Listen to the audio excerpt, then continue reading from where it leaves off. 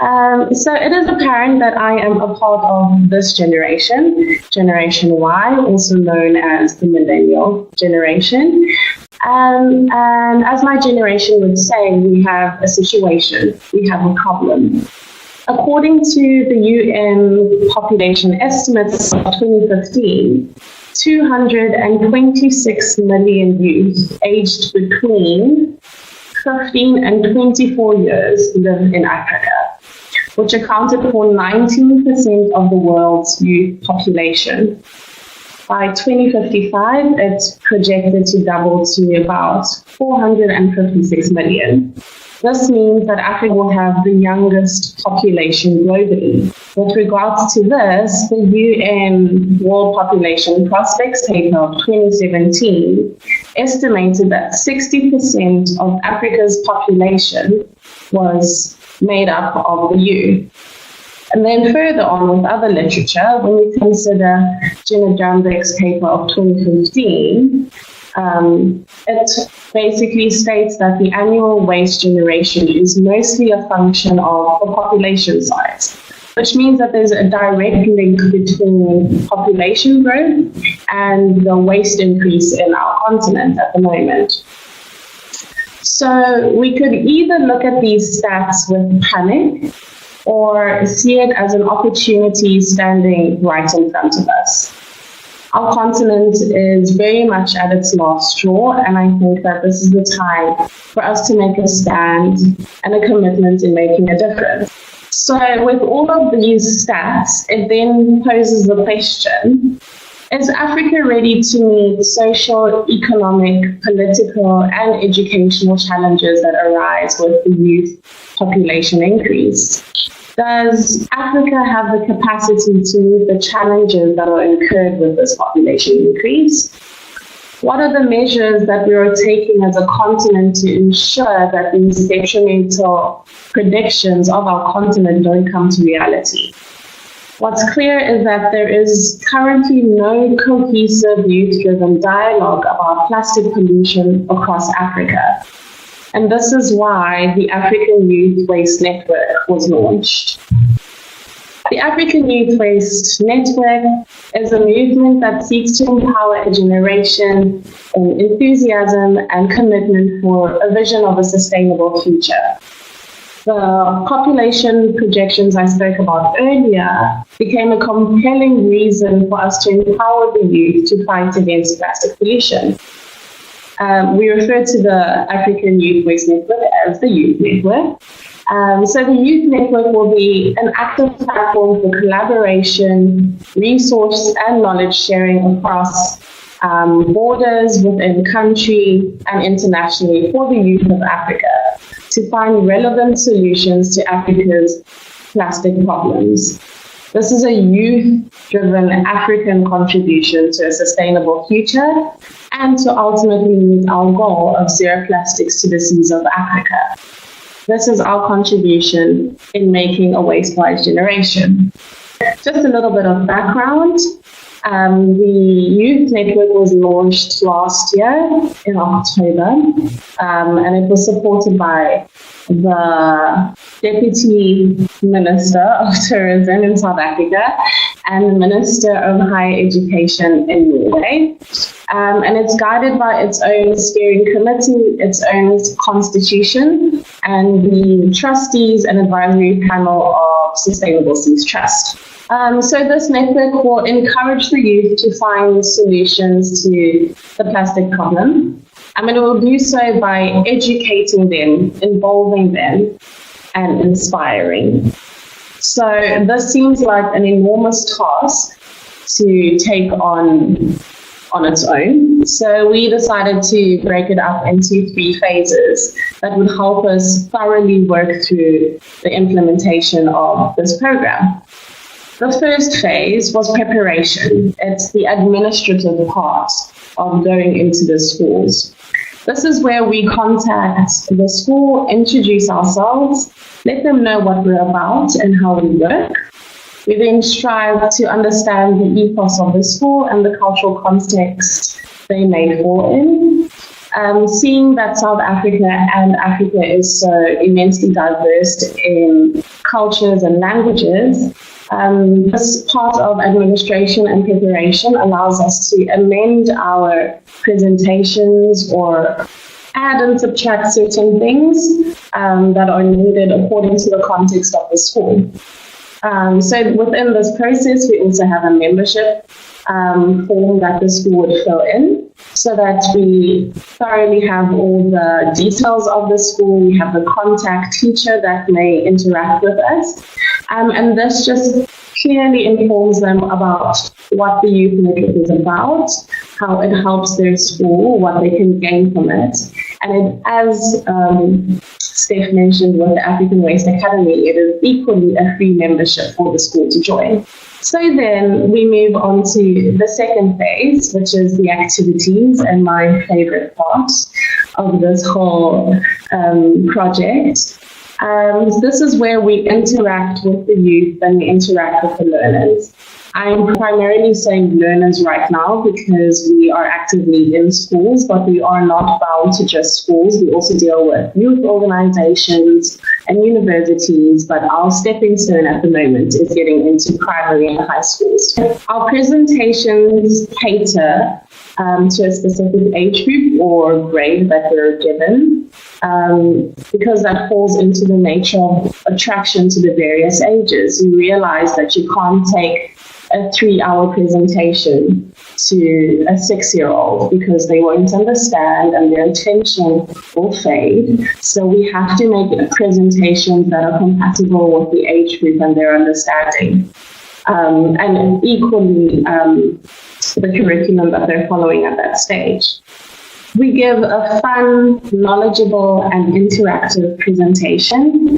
We start off with a little game or an exercise to grab the attention of the learners and to just help them loosen up. A lot of the time it's very difficult to come into a school and speak to the kids. They're a bit nervous because you're new. You speak English. They don't speak English. It's a little bit awkward and nervous. So playing a game and getting them active helps them open up and start the discussion.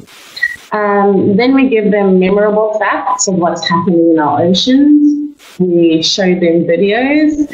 And thereafter we ask them questions and try to understand their perspective of what is happening in their own environment right now. Thereafter, we give them advice on what they can do within their school and at home. It's very easy to tell people the facts and give them the facts, but for us to make a difference, we have to make it practical and we have to make it adaptable. So that's why we give them advice on what to do in their schools and at home. So, but this whole process, we don't want to be the NGO that just walks into every single school and gives a presentation about what's happening in the world and the detrimental tragedies. We want to be the NGO that leaves an impact, that establishes a relationship with the school, with the learners. We want to be a supportive platform that they can see as a reliable resource to information marine-based throughout Africa. We want to be the network and the collaboration that creates the baseline for information for Africa within our schools and across. So for us to establish this relationship with the school, we have to continuously visit the school.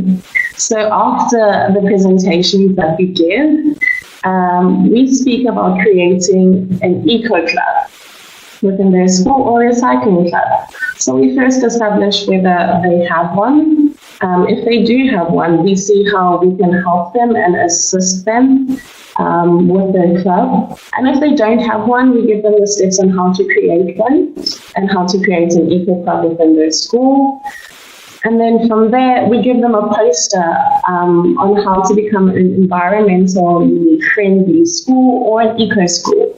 And this is obviously in the context of South Africa and the resources that they may have. It isn't a strict guideline with quite intense rules, but it's essentially a flowchart that they can follow at whatever stage their school is in. It is malleable, it is formatted according to the context of the school, which makes it easier for them to adapt and make their school eco-friendly. So that's one of the things that we do. And then we then link their school to other schools that are part of our mission, which creates the network. They would then be able to share their ideas across schools and across platforms, which goes back to the essence of having a youth network. It's for the kids and the youth to share their ideas and make it seem like they have an impact, which they do. So this is the platform that gives them the voice to collaborate with other youth, collaborate with other eco clubs, and find solutions collectively together to help stop this problem in Africa. So with that understanding, we go into phase 3. With my generation, there is an understanding that we don't do anything for nothing. We need a reward to get stuff done. So from this stage, we then, once they are established in the membership, we essentially recognize the school as ambassadors for the cause. So the school would then get a flag that shows that they're a part of our network. The learners are part of the Eco Club who will get a badge to show that they're representatives and ambassadors within their school. We have an active platform, an active interactive GIS platform, which is called Are You on the Map? If you go into our website, it's a part of our research project. And this essentially is a virtual platform that allows learners and schools and members of the youth network all across Africa to connect with each other. It's always fun to see that a child's idea within South Africa could be used and shared across to another child, say for instance in Kenya or Morocco. It's a platform for interaction and creativity to spread across Africa. So that's one of the incentives as well. We then have field trips and camps that will be organized. And lastly, which is the most intense and exciting of incentives, which would be to have annual African Youth Waste Network festivals. So these are in process and being planned to start as of next year.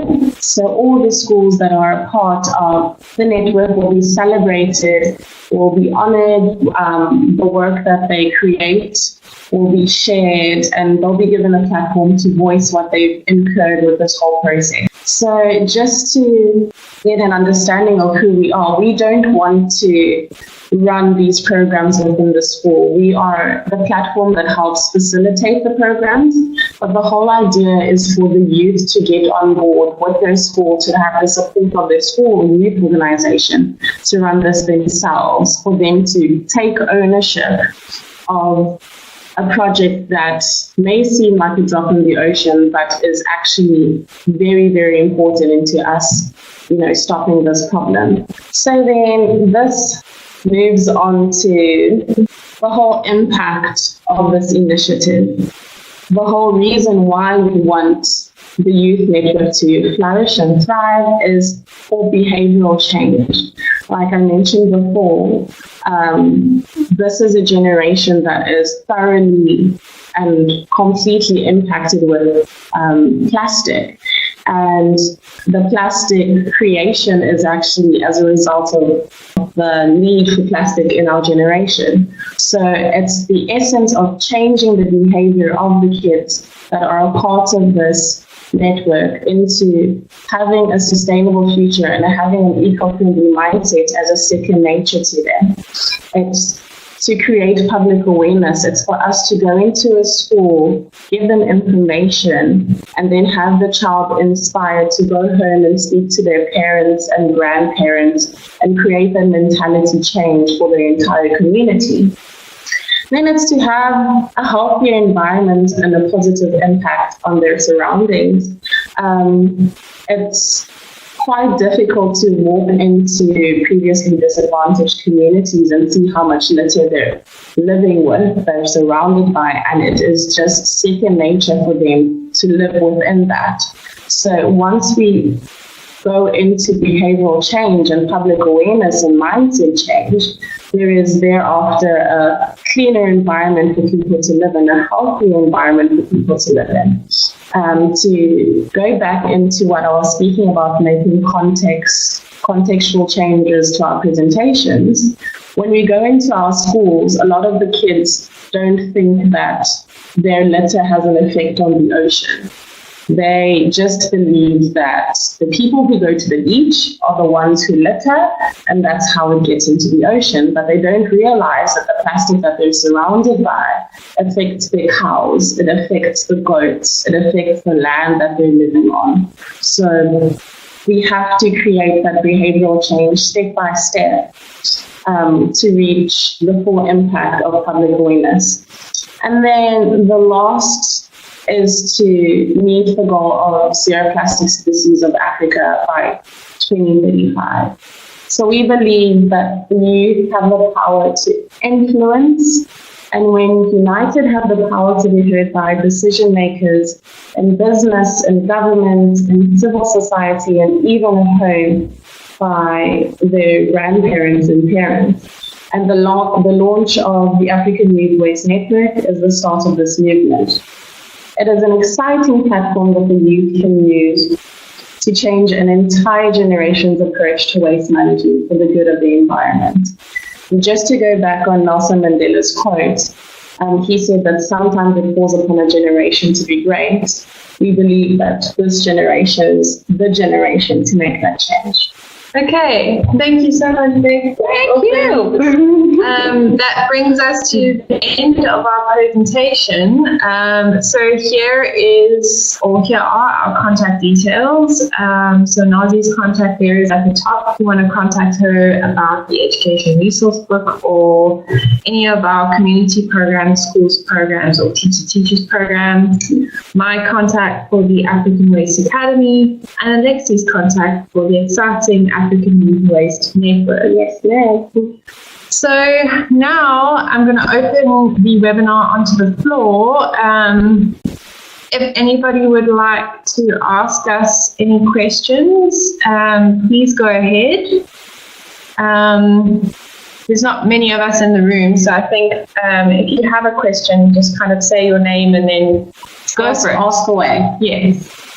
Hi there. Hi. This is Nathaniel Joshua. Hi, Nathaniel.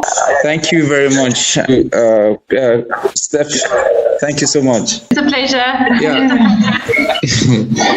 The question I have is the last presenter, she made mention of incentives in one of the slides.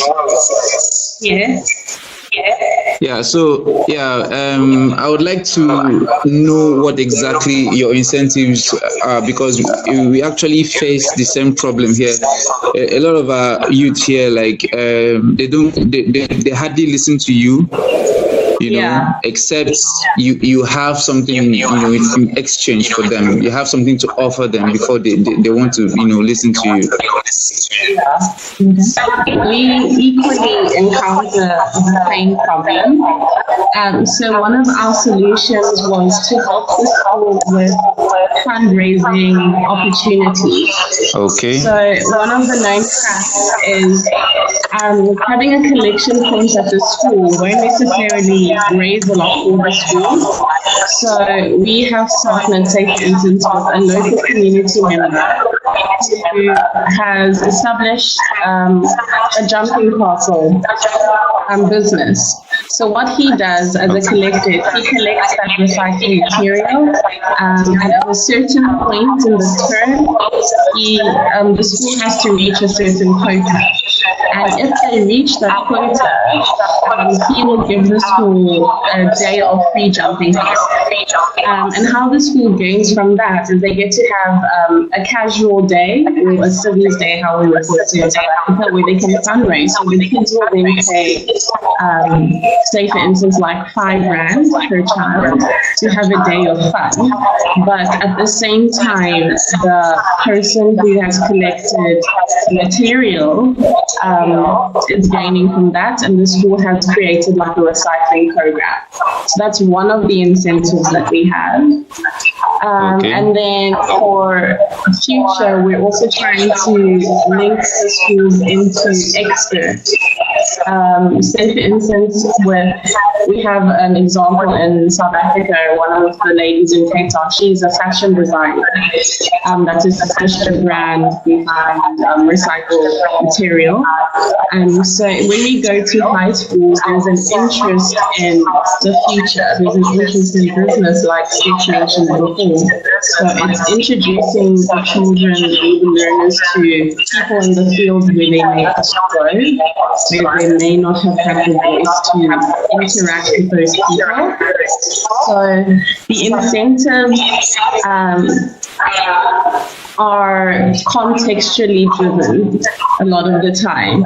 You know, one incentive for this school might not work for the other school, but we are limited as to what we can do being an NGO.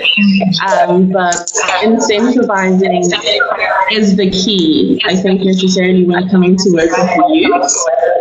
It's just a matter of how the context of the school works.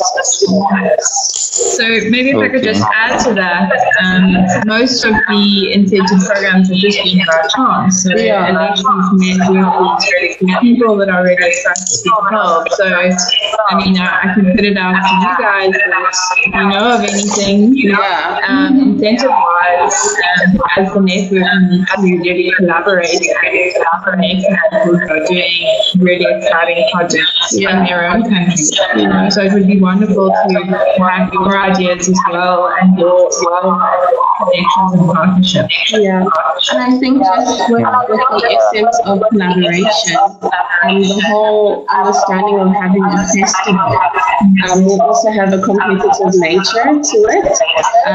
Youth like to compete, they like to win, and they like to see that their movements and their actions have a reward. So that's where the collaborative nature comes in with other organizations, is to find or create a competition, and then the school receives the prize because then they're motivated to take action. How about kids that are not in school? How do you reach them? How do they partake in your project, in your programs? Because they make up, we're part of the generation we're talking about. Yeah. So there's obviously difficulty in reaching schools and reaching the children that aren't in public schools. That's why a part of our constitution and how we run is to equally interact with youth organizations, the children that aren't necessarily a part of school, to get that interaction and to get that understanding. But it's quite difficult to reach the children that aren't in school because they face their own contextual challenges. It's an aim of us to break behavioral change and bring in public awareness, but for us to get to that boundary or to get through to that angle, we have to go through a whole other set of contextual challenges, like was the child, okay at home? Do they have food in their belly? Are they learning at school? So it's a whole bunch of background challenges that we equally face when interacting with the youth. But we aren't primarily based on schools. We also work with youth organizations to get the message across. Okay, that's fine. Thank you so much. Okay, thank you. Leila, I know you had a question. Hi, I was wondering, because it seems like quite a lot of extensive work to create a resource book and etc. What kind of funding do you guys receive? So at the moment, we're working with Norwegian funding, so funding from the Norwegian government. Of course, because an NGO, we're always raising funds. But they are our primary funders at the moment, but we also work very closely with organizations like SA and PETO. And the whole add on to what Steph is saying, the whole aspect of us being a network is also trying to link in with government and all the different contact with experts. So the exciting part of the education resource book is that an expert could come with funding. Yeah. You know, so we need experts, like for instance, in government for the chapters that deal with government-related issues, and they could, they would want to fund that section, be a part of that. So that's another fun aspect of having experts come on board. So if you are an expert, we'd love you on board. Actually, my field is botany. I'm just starting to move over a bit to sustainability because I kind of feel like a lot of the problems faced in conservation kind of stem from there.